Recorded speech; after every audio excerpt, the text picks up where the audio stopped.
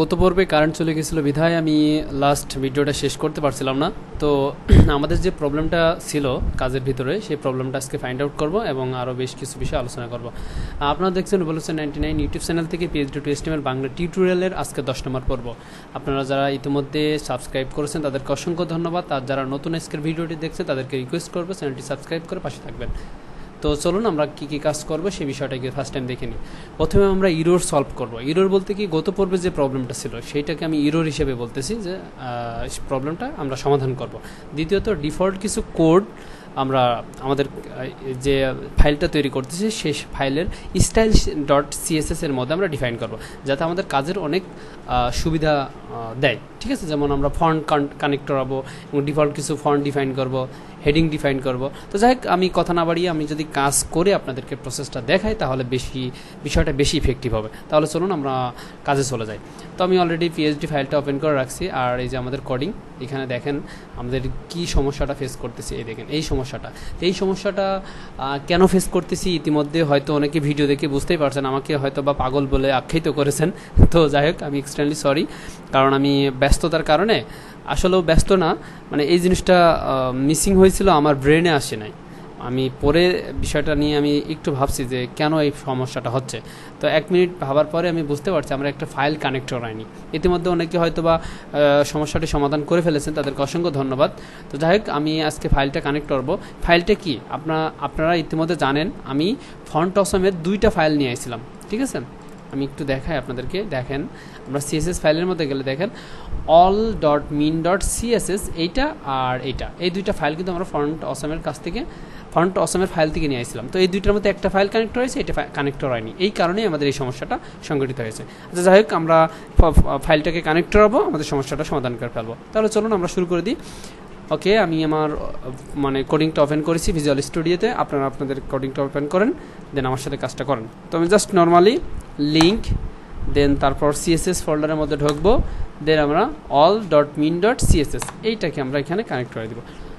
অথবা আমরা এখানে বলতে পারি যে এটা যে ডিফল্ট যেটা আছে সেটাই থাক, এটা আমরা এখানে আর চেঞ্জ করবো না। ঠিক আছে, ওকে। এবার এই অবস্থায় আমি সেভ দিয়ে আমি যদি রেজাল্ট একটু দেখি, দেখবেন যে আমাদের প্রবলেমটা সমাধান হয়ে গেছে। ঠিক আছে, ওকে।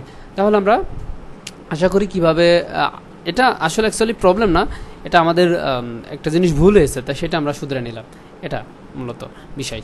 আচ্ছা যাই হোক, এবার আমরা পরবর্তী বিষয়টা একটু দেখি।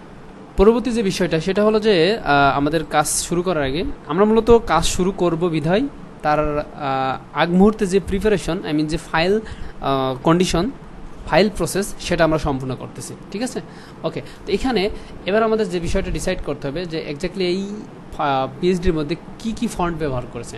তো এই ফন্ট এখানে মূলত শুধুমাত্র প্রফিন্স ফন্ট ব্যবহার করছি। হয়তো বা ক্লায়েন্টে আপনাকে কাজ দিবে, অথবা আপনি অন্য কোনো PhDকে কনভার্ট যখন করবেন তখন কিন্তু সেখানে একাধিক ফন্ট ব্যবহার করা থাকতে পারে। তো সেই ফন্টগুলো আপনি দেখে আপনি অবশ্যই গুগল থেকে সেই ফন্টের ফাইল রিসোর্স ডাউনলোড করে আপনাকে কানেক্ট করাতে হবে, আদারওয়াইজ কিন্তু ফন্ট পাবে না। তো তাহলে আমরা সেই কাজটা এখন করব। তো তার আগে আপনাকে PhDতে অবশ্যই দেখতে হবে যে কি ফন্ট ব্যবহার করেছে সেই PhD ডিজাইনার। তো চলুন আমরা সেটা দেখি। তো তার জন্য আপনাকে অবশ্যই ফটোশপ ব্যবহার করতে হবে, না ফটোশপ থাকতে হবে, না হলে কিন্তু আপনি বুঝতে পারবেন না। ওকে, তারপর আপনি ফটোশপ ওপেন করবেন, ওপেন করার পর PhDটা ওপেন করবেন, দেন পরবর্তীতে এই যে কিবোর্ডের টি অথবা জাস্ট ম্যানুয়ালে আপনি এখানে যে টাইপ টুল আছে সেই টাইপ টুলটা সিলেক্ট করবেন। দেন আপনি এবার এই যে টেক্সটের উপরে ক্লিক করবেন। টেক্সটের উপরে ক্লিক করে দেখেন এইখানে যে ফন্টটার নাম আসতেছে, এই যে পফিন্স, এই ফন্টটি মূলত ব্যবহার করা হয়েছে। তো যেহেতু আমি এই PhD টেমপ্লেটে ডিজাইন করেছি, আমি জানি এখানে শুধু একটা ফন্টই ব্যবহার করেছি, আমরা শুধু পফিন্স ফন্ট ব্যবহার করছি। অনেকে হয়তো 2টা ফন্ট ব্যবহার করে, অনেকে 3টা ফন্ট ব্যবহার করে, অনেকে একাধিক ফন্ট ব্যবহার করে। তো সর্বোচ্চ স্ট্যান্ডার্ড লেভেল যারা ফরম্যাট মেনটেনেন্স করে কাজ করে তারা সর্বোচ্চ 2টা ফন্ট ব্যবহার করে। ঠিক আছে, 2টা অথবা 3টা। তো এই বিষয়টা মাথায় রাখবেন, যে ফন্টটি ব্যবহার করুক সেটা ফ্রি ফন্টই ব্যবহার করবে, আপনার এনে মাথা ঘামানোর কোনো দরকার নাই। আপনি শুধু কি ফন্ট ব্যবহার করছে সেটা দেখবেন। এবার আপনি গুগলে চলে যাবেন। তো কিভাবে যাবেন, কিভাবে করবেন সেই প্রসেসটা আমার সাথে সাথে দেখেন। তো জাস্ট আপনি এখানে লিখবেন যে প্রফিন্স, যেমন আমার ক্লায়েন্ট এই PhDতে প্রফিন্স ফন্ট ব্যবহার করেছে। এই যে এখানে আপনাদেরকে দেখাচ্ছি, এই যে জাস্ট আমি নামটা এখান থেকে কপি করে আমি জাস্ট এখানে পেস্ট করলাম, প্রফিন্স ফন্ট, ডাউনলোড। তো দেখেন সর্বপ্রথম গুগলের সাইট আসবে, এই যে fonts.google.com। ঠিক আছে, তো আমি গুগলের ফন্টসের অফিসিয়াল ওয়েবসাইটে ঢুকে গেলাম। দেন এই যে এখানে দেখেন এদের 12টা স্টাইল আছে, 12-13টা স্টাইল আছে। তো আপনার যে স্টাইলটা লাগবে সেই স্টাইলগুলো এখান থেকে নিতে পারবেন।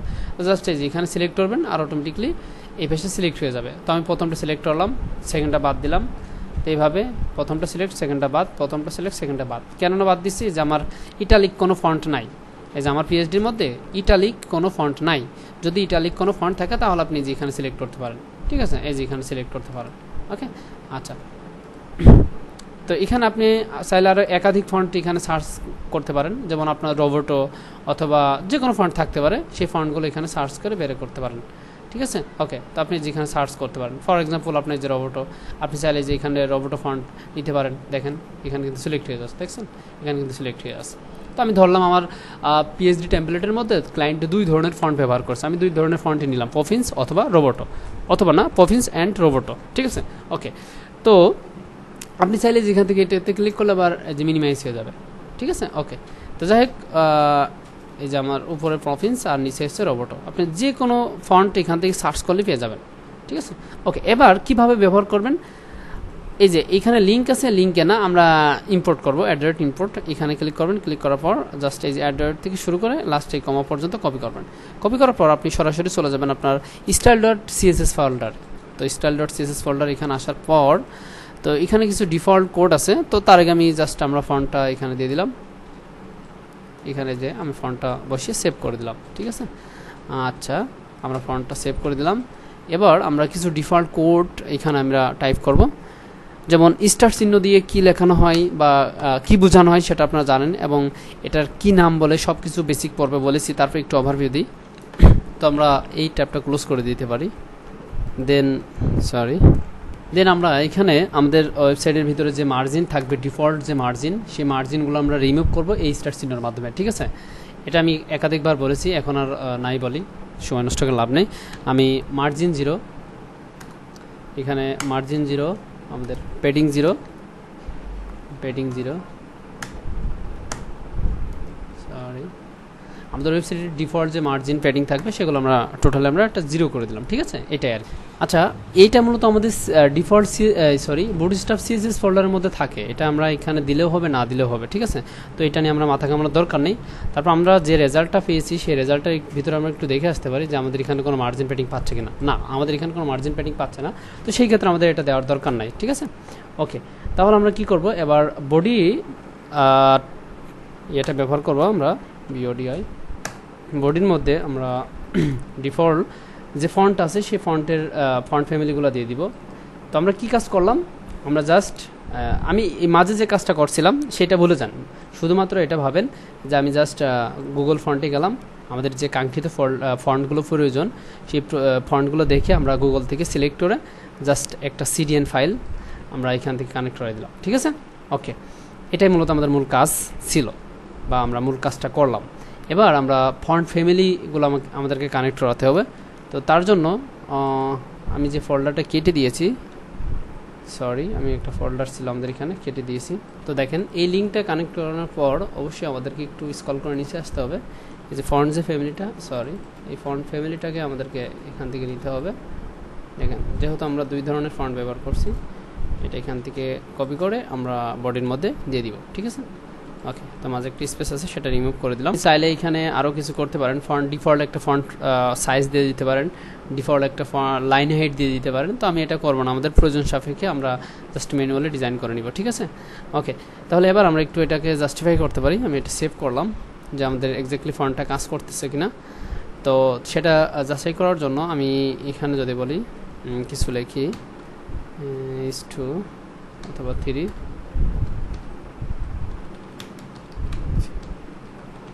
ওকে, আমি এটা লিখে অথবা এখানে একটা ক্লাস ডিফাইন করতে পারি, এরকম কিছু। এই ক্লাসটাকে ধরে আমি একটু ফন্ট দেওয়ার চেষ্টা করব। তো আমি এখানে রিলোড দিলাম।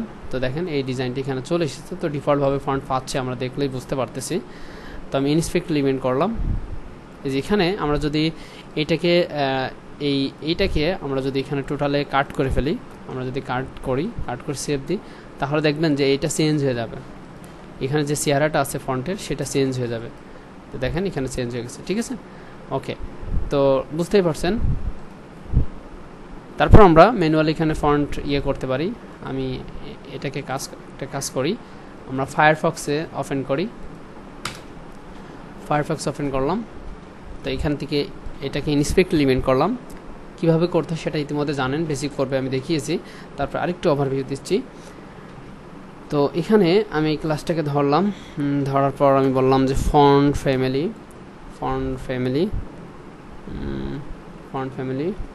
যদি বলি রোবটো, দেখছেন এখানে ফন্ট ফ্যামিলি কিন্তু ডিফল্টভাবে পাচ্ছে। হ্যাঁ, রোবটো অথবা পফিন্স আমরা যে কোনো একটা দিতে পারি। হ্যাঁ, আমি যদি এখানে রোবটোই দিই, ফর এক্সাম্পল এই যে রোবটো দিলাম, ফন্ট উইথ আমি যদি বলি যে ফন্ট 300, দেখেন ঠিক আছে, তার মানে আমাদের ফন্টটা প্রপারলি কাজ করতেছে। ঠিক আছে, একটা বিষয় আমরা কনফার্ম হয়ে গেলাম। আচ্ছা, এবার আমাদের যে বিষয়টা দেখতে হবে, আমাদের ডিফল্ট কিছু কোড এখানে আমরা ডিফাইন করে দিব। তো ডিফল্ট আমি চাচ্ছি না আজকে আর কোনো কাজ করতে, কারণ ডিফল্ট কোড আজকের ভিতরে ইনক্লুড করব না। আমরা পরবর্তীতে কোডিংয়ের কাজটা পরবর্তী ক্লাস থেকে শুরু করব। তো আজকে আরেকটু ওভারভিউ দিই, আমি কি কাজটা করলাম, টোটাল ক্লাসটাকে একটু ওভারভিউ দিই। আমরা সর্বপ্রথম পিএইচডিটা পেলাম ক্লায়েন্টের কাছ থেকে, পাওয়ার পর সেটাকে ফটোশপে ওপেন করলাম। ঠিক আছে, একটু মনোযোগ সহকারে শোনান আর বিষয়টাকে একটু নোট ডাউন করেন, যাতে কাজ করতে আপনাদের ভিতরে একটু কনফিডেন্স তৈরি হয়।